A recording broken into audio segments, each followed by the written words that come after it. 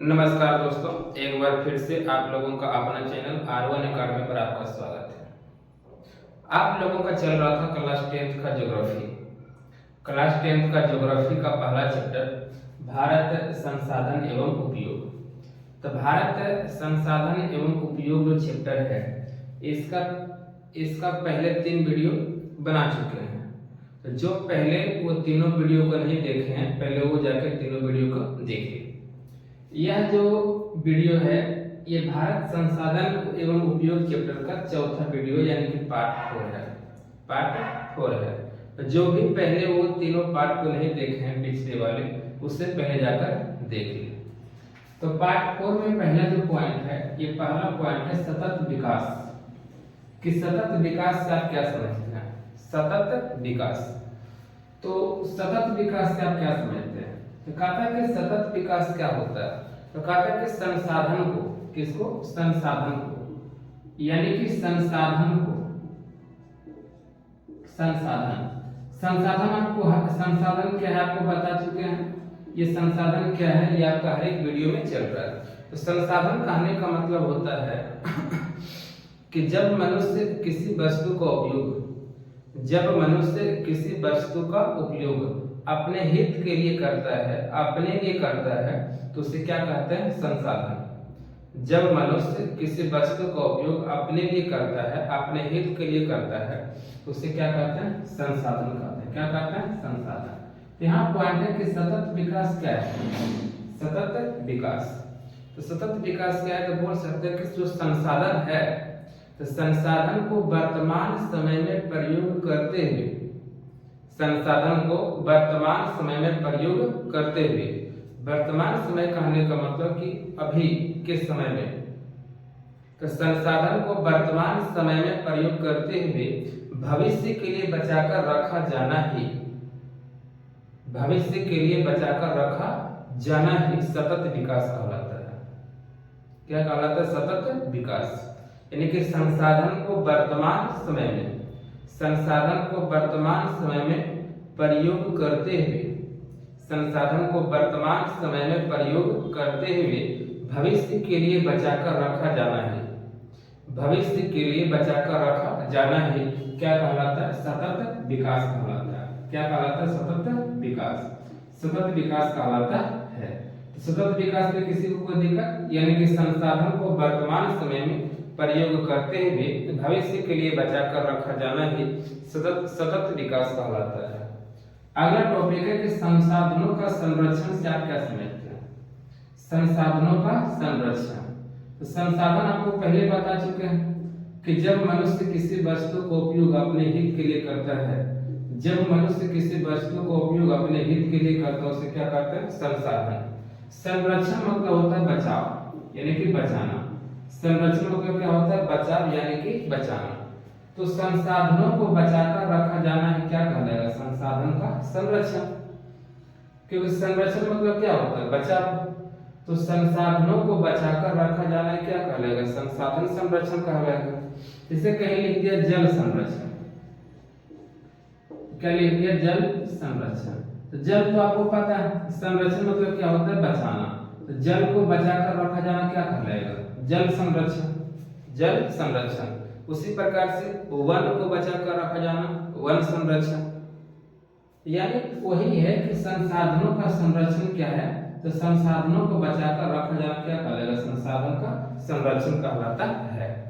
इसके नीचे कुछ नोट पॉइंट है जो ऑब्जेक्टिव के रूप में आता है कि हमारे पास पेट भरने के लिए बहुत कुछ है, हमारे पास पेट भरने के लिए बहुत कुछ है, लेकिन पेटी भरने के लिए कुछ नहीं है।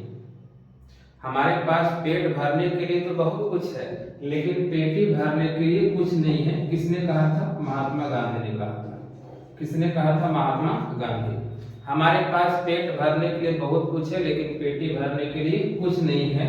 किसने कहा था? महात्मा गांधी ने कहा था। याद रखिएगा, हमारे पास पेट भरने के लिए बहुत कुछ है, लेकिन पेटी भरने के लिए कुछ नहीं है। किसने कहा था? महात्मा गांधी ने कहा था। कि नर्मदा बचाओ आंदोलन किसके द्वारा चलाया गया था? मेधा पाटेकर के द्वारा। नर्मदा बचाओ आंदोलन किसके द्वारा चलाया गया? मेधा पाटेकर के द्वारा। चिपको आंदोलन किसके द्वारा चलाया गया? सुंदरलाल बहुगुणा। चिपकू आंदोलन किसके द्वारा? सुंदरलाल बहुगुणा के द्वारा।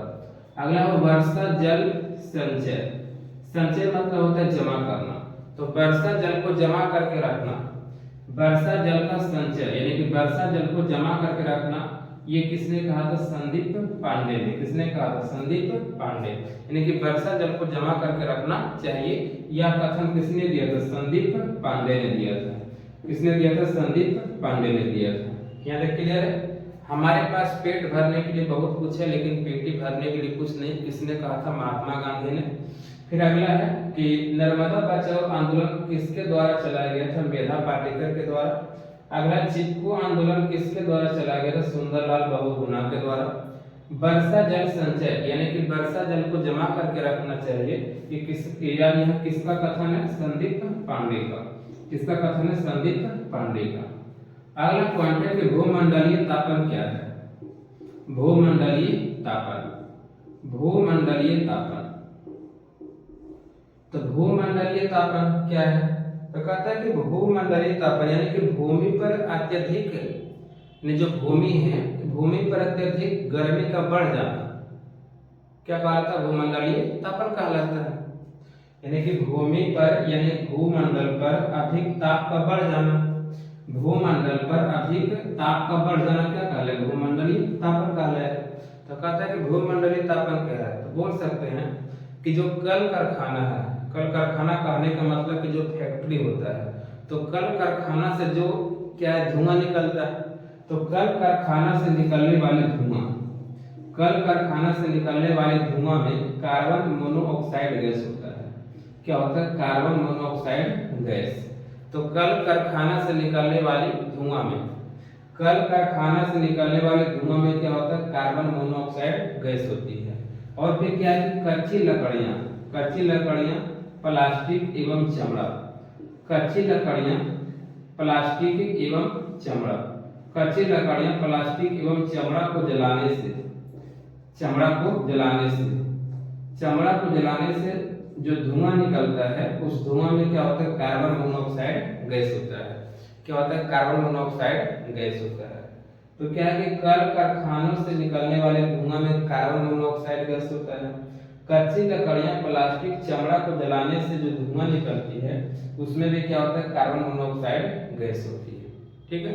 यह जो कार्बन मोनोऑक्साइड गैस है, यह एक भारी गैस है। तो कार्बन मोनोऑक्साइड कैसा गैस है? एक भारी गैस है। तो कार्बन मोनोऑक्साइड एक भारी गैस है जो वायुमंडल के निचले स्तर पर पाया जाता है। वायुमंडल के सबसे ऊपर नहीं, वायुमंडल के सबसे निचले स्तर पर पाया जाता है। वायुमंडल के सबसे निचले स्तर पर पाया जाता है, जो सूर्य के प्रकाश की किरण को आने तो देती है, जो सूर्य के प्रकाश की किरण को आने तो देती है। तो सूर्य के प्रकाश की किरण को आने देती है, लेकिन जाने के लिए नहीं देती है। सूर्य के प्रकाश की किरण को आने देती है, लेकिन जाने के लिए नहीं देती है। इसलिए क्या होता है कि भूमि पर यानी कि भूमि पर ताप क्या हो जाता है? बढ़ जाता है। इसे क्या कहते हैं? भूमंडलीय तापन कहते हैं।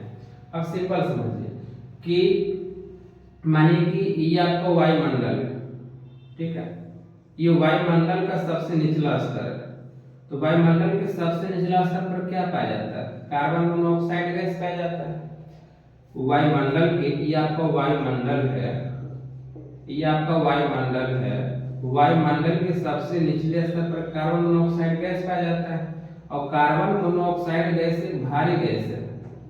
कार्बन मोनोऑक्साइड गैस एक भारी गैस है जो सूर्य के प्रकाश के किरण को, जो सूर्य के प्रकाश के किरण को आने तो देती है, लेकिन जाने के लिए नहीं देती है। तो सूर्य के प्रकाश की किरण तो आ रही है, लेकिन जाने के दे नहीं रही है।